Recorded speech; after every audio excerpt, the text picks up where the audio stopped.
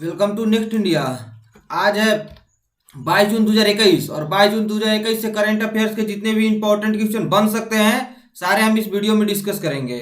और प्रत्येक क्वेश्चन से रिलेटेड हम इंपॉर्टेंट फैक्ट भी आपको बताएंगे। तो आप इस वीडियो को पूरा ध्यान से देखिए। यदि वीडियो अच्छा लगे तो लाइक कमेंट तथा शेयर करना न भूलें तथा वीडियो के नीचे दिए गए लाल कलर का सब्सक्राइब बटन को सब्सक्राइब करना न भूलें तथा बगल में दिए गए बेल आइकन को प्रेस जरूर कर लें। तो वीडियो को ध्यान से देखिएगा। अंत में मैं आपसे एक क्वेश्चन भी पूछूंगा जिसका जवाब आपको कमेंट बॉक्स में बताना जरूरी है। Sorry to say friends, I could not import any question due to some technical error, but don't worry, I will understand you all question with detailing. So let's start now. First question is, हाल ही में अंतर्राष्ट्रीय संक्रांति उत्सव दिवस कब मनाया गया है? तो हाल ही में 21 जून को संक्रांति उत्सव दिवस मनाया गया है। संक्रांति के जश्न का अंतर्राष्ट्रीय दिवस 21 जून को विश्व स्तर पर मनाया जाता है। यह दिन कई धर्मों और जाति संस्कृतियों की संक्रांति और विषु और उनके महत्व के बारे में जागरूकता लाता है। संक्रांति के जश्न का अंतर्राष्ट्रीय दिवस संयुक्त राष्ट्र महासभा द्वारा 20 जून 2019 को घोषित किया गया है। तब से अब तक हर साल मनाने जाने लगा है 21 जून को।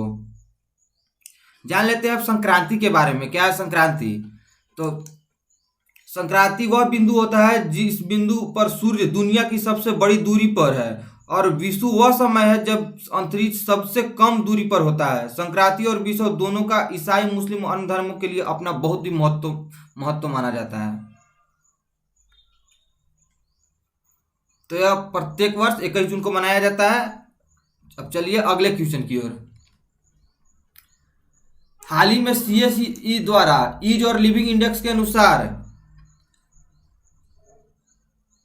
2020 में किस शहर को भारत के सबसे अधिक रहने योग्य शहर के रूप में नामित किया गया है? तो ease of living index CSE द्वारा जो जारी किया गया उसके अनुसार बेंगलुरु भारत का सबसे अच्छा रहने योग्य शहर नामित किया गया है।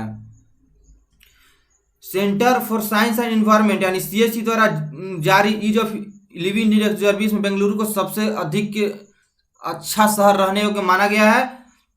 Ease of living index 2020 Bharat के पर्यावरण राज्य 2021 का नामक रिपोर्ट का हिस्सा है।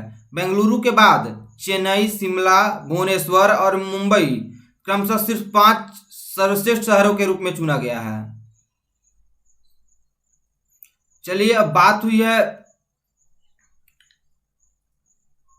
बेंगलोर के बारे में। तो बेंगलोर कर्नाटक की राजधानी है। तो जान लेते हैं कर्नाटक के बारे में। कर्नाटक की राजधानी बेंगलोर है तथा वहाँ का राज्यपाल वाजुभाई वाला है। वहाँ का मुख्यमंत्री VS येदियुरप्पा है। वहाँ पर 28 लोकसभा सीट है। राज्यसभा सीटों की संख्या 12 है तथा विधानसभा सीटों की संख्या 224 है। यहाँ पर विधान परिषद है जिसमें 75 विधान परिषद की सीटों की संख्या भी है। यहाँ पर मुख्य नेशनल पार्क है Anshi national park, Bandipur national park, Bannerghatta national park, Kudremukh national park तथा Nagarhole national park. Nagarhole national park जिसे राजीव गांधी नेशनल पार्क के नाम से भी जाना जाता है। अब चलते हैं अगले क्वेश्चन की ओर। अगला क्वेश्चन है, दोस्तों हमारा चैनल को सब्सक्राइब करना न भूले, ध्यान में रखिएगा जरा। चलिए अगले क्वेश्चन की ओर। हाल ही में एक नई किताब की द मेगटस कर्स प्रकाशित की गई। इस पुस्तक के लेखक कौन है? तो हाल ही में अमिताभ घोष की एक नई पुस्तक द नटमेगस कर्स प्रकाशित की गई है। ज्ञानपीठ पुरस्कार से सम्मानित प्रसिद्ध लेखक अमिताभ घोष ने द मेगटस curse parables for a planet in crisis पुस्तक का पूरा नाम है, नामक पुस्तक को लिखे हैं। यह जॉन मुर्रे द्वारा प्रकाशित किया गया है। पुस्तक जायफिल की कहानी के माध्यम से आज दुनिया पर उपनिवेशवाद के प्रभाव के इतिहास के बारे में बात करती है। द नटमेगस कर्स में घोष चर्चा करते हैं कि जायफाल की अपने मूल बांदा द्वीपों से यात्रा मानव जीवन और पर्यावरण के सोशल की व्यापक औपनिवेशिक मानसिकता पर प्रकाश डालती है जो आज भी मौजूद है। घोष की कुछ अन्य उल्लेखनीय कृतियां में ईबिस ट्रायोलॉजी और द ग्रेट डिटर्जेंट शामिल है। चलिए अब अगले क्वेश्चन की ओर। हाल ही में एसडीएसएन द्वारा जारी सतत विकास रिपोर्ट 2021 यानी एसडीआर 2021 के छठे संस्करण के अनुसार भारत को कितने स्थान पर रखा गया है? तो सतत विकास रिपोर्ट में एसडीएसएन द्वारा जारी सतत विकास रिपोर्ट में भारत को 120वें स्थान पर रखा गया है, यानी इसका आंसर ऑप्शन बी है। सस्टेनेबल डेवलपमेंट सॉल्यूशन नेटवर्क यानी एसडीएसएन द्वारा जारी सतत विकास रिपोर्ट के छठे संस्करण के अनुसार भारत को 60.1 स्कोर के साथ 165 देशों में 120वें स्थान पर रखा गया है। स्वीडन और डेनमार्क के बाद फिनलैंड सूचकांक में सबसे ऊपर है। अब जान लेते हैं एसडीआर रिपोर्ट के बारे में। एसडीआर एक वार्षिक रिपोर्ट है जो संयुक्त राष्ट्र के 193 सदस्य देशों को 17 सतत विकास लक्ष्यों यानी एसडीजी के खिलाफ उनके प्रदर्शन के आधार पर रैंक करती है। यह 2015 से जारी किया गया है और यह आधिकारिक डेटा स्रोत यूएन, विश्व बैंक आदि गैर आधिकारिक डेटा स्रोतों से पर आधारित होता है। अब जान लेते हैं सतत विकास समाधान नेटवर्क के अध्यक्ष कौन है। यहाँ के अध्यक्ष हैं जेफरी सैच तथा यहाँ इसका मुख्यालय पेरिस फ्रांस में है और तथा न्यूयॉर्क यूएसए में भी इसका मुख्यालय है, यानी इसका मुख्यालय 2 जगह है। चलिए अब अगले क्वेश्चन की ओर। हाल ही में विश्व संगीत दिवस यानी वर्ल्ड म्यूजिक डे कब मनाया गया है? तो हाल ही में कल ही के दिन यानी 21 जून को वर्ल्ड म्यूजिक डे के रूप में मनाया गया है। यह वर्ल्ड म्यूजिक डे प्रत्येक साल 21 जून को विश्व स्तर पर मनाया जाता है। यह दिन शौकिया और पेशेवर संगीतकारों को सम्मानित करने के लिए मनाया जाता है। 120 से अधिक देश पार्कों, स्टेशनों, सड़कों, संग्रहालयों और ऐसे सार्वजनिक स्थानों पर मुफ्त सार्वजनिक संगीत कार्यक्रम आयोजित करके विश्व संगीत दिवस मनाते हैं। विश्व संगीत दिवस मनाने का उद्देश्य सभी को मुफ्त संगीत प्रदान करना है और साथ ही शौकिया संगीतों को अपने काम को दुनिया के सामने प्रदर्शित करने के लिए प्रोत्साहित करना है। जान लेते हैं विश्व संगीत दिवस के बारे में। कब क्यों स्टार्ट किया था, किस आधारित पर? 1982 में पेरिस में ग्रीष्मकालीन संक्रांति के दिन विश्व संगीत दिवस की स्थापना फ्रांस की संस्कृति मंत्री जैक लैंग और एक फ्रांसीसी संगीतकार, संगीत पत्रकार, रेडियो निर्माता, कला प्रशंसक और उत्सव आयोजक मैरिस फ्लोरेट द्वारा की गई थी। तो इतना जानकारी हमें संगीत म्यूजिक डे के बारे में मिला है। अब चलते हैं अगले क्वेश्चन की ओर। हाल ही में नवीन पटनायक ने विष्णुपद सेठी की एक कविताओं की पुस्तक का विमोचन किया है। उस पुस्तक का नाम क्या है? तो उस पुस्तक का नाम है beyond here and other poems. मुख्यमंत्री नवीन पटनायक ने वरिष्ठ नौकरशाह विष्णुपद सेठी द्वारा लिखित कविताओं की पुस्तक beyond here and other poems का विमोचन किया है। यह 61 कविताओं का संग्रह है जो जीवन के अनुभव, मृत्यु की धारणा और दार्शनिक चिंतन के लिए स्पेक्ट्रम का प्रतिबिंबित है। प्रख्यात लेखक खरा प्रसाद दास ने प्रस्तावना लिखी है। 161 पेज की इस किताब के कवर डिजाइन को प्रख्यात कलाकार गजेंद्र साहू ने बनाया है। सूचना एवं जनसंपर्क विभाग के प्रधान सचिव सेठी ने माई वर्ल्ड ऑफ वर्ड्स और बियॉन्ड फीलिंग्स सहित कई कविताएं और अन्य किताबें भी लिखी है। अब बात हुई है नवीन पटनायक के बारे में, तो जान लेते हैं नवीन पटनायक कौन है। नवीन पटनायक उड़ीसा के मुख्यमंत्री हैं। अब बात हुई है उड़ीसा के बारे में, तो उड़ीसा के बारे में भी जान लेते हैं। उड़ीसा की राजधानी भुवनेश्वर है तथा यहाँ का गवर्नर गणेशी लाल है तथा यहाँ का सीएम नवीन पटनायक भी हैं। लोकसभा सीटों की संख्या यहाँ पर 21 है तथा राज्यसभा सीटों की संख्या 10 है। यहाँ पर 127 विधानसभा सीटों की संख्या है। यहाँ का मुख्य नेशनल पार्क है भीतरकनिका नेशनल पार्क तथा सिमलीपाल नेशनल पार्क। अब चलते हैं अगले क्वेश्चन की ओर। अगला क्वेश्चन है लेटेस्ट अपडेट के अनुसार स्विस बैंकों में जमा धन के मामले में भारत का स्थान कितना रहा है? तो लेटेस्ट अपडेट के अनुसार स्विस बैंकों में जमा राशि के मामले में भारत का स्थान 51वां यानी 51st रहा है। स्विट्जरलैंड के central bank Swiss national bank यानी एसएनबी द्वारा जारी 2020 के वार्षिक बैंक सांख्यिकी के अनुसार स्विस बैंक 2.55 बिलियन यानी 20,706 करोड़ भारतीय रुपयों के साथ भारत को 2020 के दौरान स्थित स्विस बैंकों में विदेशी ग्राहकों के पैसों के सूची में 51वें स्थान पर रखा गया है। इसमें यूनाइटेड किंगडम को सबसे टॉप पर रहा है तथा दूसरे स्थान पर यूएस रहा है।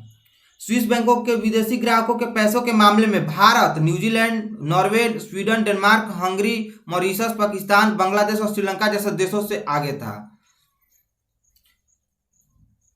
चलिए अब जान लेते हैं स्विस बैंक नेशनल के अध्यक्ष कौन है। तो यहाँ के अध्यक्ष हैं थॉमस जे जॉर्डन तथा इसका मुख्यालय है बर्ज ज्यूरिख में।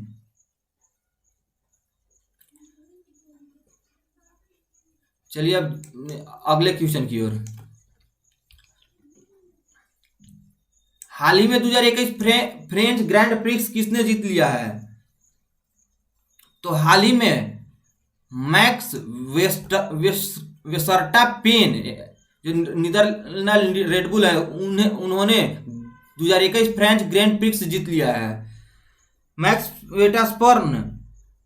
वेस्टरस्टेपेन, नाम भी इनका अजब है थोड़ा। मैक्स वेस्टरस्टेपेन जो नीदरलैंड रेडबुल ने 2021 फ्रेंच ग्रैंड प्रिक्स को जीत लिया है। यह race 2021 FIA formula world championship का 7वां दौर है। इस जीत के साथ मैक्स वेस्टरस्टेपेन ने 131 अंक हो गए हैं और वह 7 मैचों के बाद फार्मूला 1 ड्राइवरों की खिताबी दौड़ में लुइस हैमिल्टन से आगे हैं। लुइस हैमिल्टन दूसरे और सर्जियो पेरेज जो मैक्सिको रेडबुल है तीसरे स्थान पर रहे हैं। यानी यह फर्स्ट स्थान पर है तथा दूसरे स्थान पर लुइस हैमिल्टन है तथा तीसरे स्थान पर सर्जियो पेरेज ही हैं। इस फ्रेंच ग्रैंड प्रिक्स को जीतने के स्थान के मामले में पहले स्थान पर ये हैं, दूसरे पर ये हैं तथा तीसरे स्थान पर ये हैं। चलिए अब चलते हैं अगले क्वेश्चन की ओर। केंद्र सरकार ने किस वर्ष तक सड़क दुर्घटना से होने वाले मौतों को 50% कम करने का लक्ष्य रखा है? तो केंद्र सरकार ने 2025 तक सड़क दुर्घटना से होने वाली मौतों में 50% कम करने का लक्ष्य रखा है। सरकार यानी नितिन गडकरी ने ऐसा कहा है कि 2025 तक ऐसे सड़कों का निर्माण किया जाएगा जिससे होने वाले दुर्घटना में 50% का रिड्यूस हो जाएगा। चलिए अब अगले क्वेश्चन की ओर। अगला क्वेश्चन है पश्चिम बंगाल के मुख्यमंत्री ममता बनर्जी ने किस निर्वाचन क्षेत्र से चुनाव परिणामों को चुनौती देते हुए कलकत्ता उच्च न्यायालय में चुनाव याचिका दायर की है?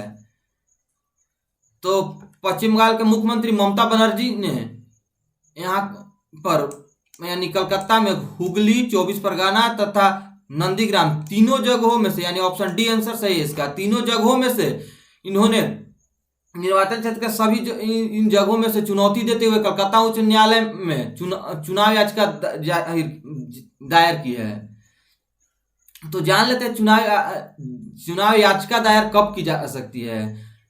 तो चुनाव याचिका मुख्यमंत्री बनने के बाद यानी अपने पद स्थान ग्रहण करने के शपथ लेने के बाद 45 दिन के अंदर चुनाव याचिका दायर की जा सकती है तथा चुनाव याचिका यह हाईकोर्ट में 45 दिन के अंदर दायर की जा सकती है तथा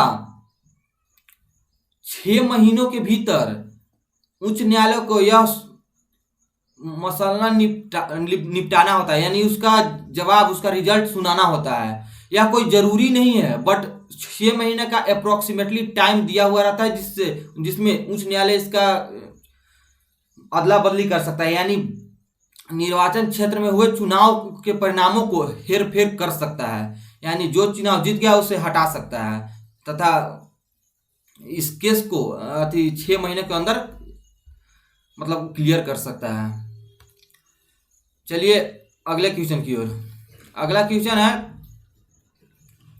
भारतीय नौसेना और यूरोपीय संघ नौसेना बल यूनाफोर अपना पहला अभ्यास किस खाड़ी में किया?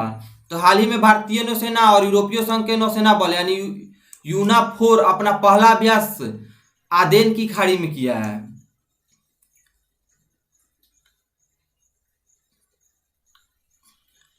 तो जान लेते हैं अब भारतीय नौसेना के बारे में। बात हुई है भारतीय नौसेना के बारे में, तो जान लेते हैं भारतीय नौसेना के बारे में। भारतीय नौसेना के vice chief of the naval staff हैं अशोक कुमार, तो deputy chief of naval staff है रवनीत सिंह।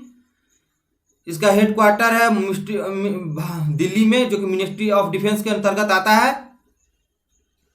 यहाँ कमांडर ऑफ चीन प्रेसिडेंट होते हैं, जो कि रामनाथ कोविंद जी हैं। चलते हैं अगले क्वेश्चन की ओर। विश्व बैंक और आईएमएफ द्वारा जारी गठित एक उच्च स्तरीय सलाहकार समूह के सदस्य को किसे नामित किया गया है? तो मोंटेक्सी अहलूवालिया को विश्व बैंक और आईएमएफ द्वारा जारी गठित एक उच्च स्तरीय सलाहकार समूह का सदस्य नामित किया गया है। समूह का नेतृत्व संयुक्त रूप से मारी पांगेस्टू सेला पाजरावोग्लू और लॉर्ड निकोलस टर्न करेंगे। समूह का संगठन विश्व बैंक द्वारा आईएमएफ द्वारा कोविड-19 महामारी और जलवायु परिवर्तन के उत्पन्न दोहरे संकट के कारण किया गया था। अब जान लेते हैं विश्व बैंक के बारे में तथा आईएमएफ के बारे में। विश्व बैंक के प्रेसिडेंट हैं डेविड मालपास। विश्व बैंक का headquarter Washington DC United state में, तथा इसको फाउंड किया गया था जुलाई 1944 में, तथा इसके फाउंडर थे जॉन मायनार्ड केनिज तथा हैरी डेक्टर व्हाइट। अब तथा जान लेते हैं अब आईएमएफ के बारे में। आईएमएफ का मैनेजिंग डायरेक्टर क्रिस्टलानिया जॉर्जिवा हैं, तथा इसका हेडक्वार्टर भी वही वाशिंगटन डीसी यूएसए में है। इसका चीफ इकोनॉमिस्ट है गीता गोपीनाथ। इसका फॉर्मेशन हुआ था 27 दिसंबर 1945 को। आज से 75 वर्ष को इसका फॉर्मेशन हुआ था तथा इसका पेरेंट ऑर्गेनाइजर है यूनाइटेड नेशंस। अब चलते हैं अगले क्वेश्चन की ओर। अगला क्वेश्चन है अंतर्राष्ट्रीय योग दिवस के अवसर पर किसने मायोग ऐप लॉन्च किया और योग के सहयोग तक मंत्र दिया? तो हाल ही में यानी कल के दिन सुबह 6:30 बजे नरेंद्र मोदी ने मायोग ऐप लॉन्च किया तथा योग से सहयोग तक का मंत्र दिया।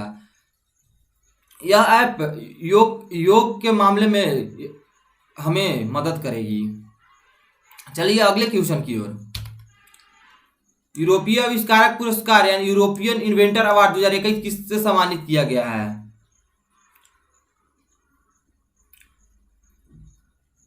तो हाल ही में यूरोपियन आविष्कारक पुरस्कार से सुमिता मित्रा को सम्मानित किया गया है। यह 2021 का यूरोपियन इन्वेंटर अवार्ड है जो इन्हें दिया गया है। चलिए अब चलते हैं अगले क्वेश्चन की ओर। अगला और आज का अंतिम क्वेश्चन है, हाल ही में किस राज्य सरकार ने मुख्यमंत्री के लिए आर्थिक सलाहकार परिषद का गठन करने का निर्णय लिया है? तो हाल ही में तमिलनाडु सरकार ने मुख्यमंत्री के लिए आर्थिक सलाहकार परिषद का करने का गठन लिया है। बात हुई है तमिलनाडु के बारे में, तो जान लेते हैं तमिलनाडु के बारे में। तमिलनाडु की राजधानी है चेन्नई तथा यहाँ का राज्यपाल बनवारीलाल पुरोहित है। उन्होंने ही यह आर्थिक सलाह गठन करने का निर्णय लिया है। यहाँ का राज्यपाल यानी तमिलनाडु का राज्यपाल ही मुख्यमंत्री के लिए आर्थिक सलाहकार परिषद गठन करने का निर्णय लिया है। चीफ मिनिस्टर यहाँ का है एमके स्टालिन, तथा यहाँ पर लोकसभा सीटों की संख्या 39 है तथा राज्यसभा सीटों की संख्या 18 है। यहाँ पर विधानसभा की कुल सीटों की संख्या 234 है। यहाँ का मुख्य नेशनल पार्क है मधुमलाई नेशनल पार्क, तथा यहाँ का एक और नेशनल पार्क जिसका नाम अन्नामलाई नेशनल पार्क, जिसे इंदिरा गांधी नेशनल पार्क के नाम से जाना जाता है। तो दोस्तों आज के लिए हम माफ़ी चाहते हैं क्योंकि आज टेक्निकल इशू के कारण हम एक भी क्वेश्चन का न्यूज इंपोर्ट नहीं कर पाए। नेट इशू के कारण यह घटना हो गई है। अब से शायद ऐसा नहीं हो पाएगा, शायद पता नहीं क्यों लैपटॉप काम ही नहीं कर रहा था तो ऐसा हो नहीं पाया। चलिए अब चलते हैं कल के वीडियो के लास्ट क्वेश्चन के लिए। कल का वीडियो का लास्ट क्वेश्चन था, किस राज्य सरकार ने पुलिस में ट्रांसजेंडर की भर्ती को मंजूरी दी है? तो उड़ीसा सरकार ने पुलिस को ट्रांसजेंडर में भर्ती करने की मंजूरी दे दी है। चलिए अगले क्वेश्चन है, अगले तथा आपके लिए आज का क्वेश्चन है, हाल ही में फुटबॉल के किस मशहूर खिलाड़ी ने एक कॉन्फ्रेंस के दौरान सामने रखी कार्बोनेटेड ड्रिंक की बोतल हटाने की मुद्दा चर्चा में आया है, जिससे उस कार्बोनेटेड ड्रिंक कुछ ही क्षणों में मांग या तथा बिक्री एकदम बहुत ही कम हो गई, यानी बहुत ही गिरावट आई। वह कौन सा फुटबॉल का मशहूर खिलाड़ी है? इसका जवाब आप कमेंट बॉक्स में देना ना भूलें। इसका जवाब आप कमेंट बॉक्स में जरूर दें। तथा प्रत्येक पिछले दिन यानी इस महीने के पूरे जो डे होता है, प्रत्येक दिन 1-2 डे आ ही जाता है, प्रत्येक दिन को आप कमेंट बॉक्स में लिखना न भूलें। शुरू से लेकर आज तक यदि आप प्रत्येक दिन का दिवस कमेंट बॉक्स में लिखते हैं तो आपको पूरा का पूरा डे आपको ध्यान में रहेगा। चलिए तो दोस्तों, यह है हमारा नेक्स्ट इंडिया नाम का यूट्यूब चैनल जिस पर आप वीडियो को देख रहे हैं। आपको यदि वीडियो अच्छा लगे तो लाइक, कमेंट तथा शेयर करना ना भूलें। चैनल को सब्सक्राइब करना ना भूलें। आप हमें फेसबुक, इंस्टाग्राम तथा ट्विटर, टेलीग्राम सभी जगह फॉलो कर सकते हैं। आप यदि इसका PDF फाइल पाना चाहते हैं तो आप हमारे टेलीग्राम चैनल को ज्वाइन कर लें। टेलीग्राम चैनल का लिंक डिस्क्रिप्शन में तथा यहाँ पर दिया हुआ है। तो चलिए दोस्तों, फिलहाल के लिए आप सभी को बहुत बहुत धन्यवाद। अपना ख्याल रखें, मुस्कुराते रहें, पढ़ते रहें, बड़ों का सम्मान करें, छोटों को प्यार दें। अपना व्यक्तित्व इस प्रकार से विकसित करें ताकि लोग, खास करके महिलाएं, आपके साथ सुरक्षित महसूस करें। धन्यवाद। मिलते हैं अगले वीडियो में।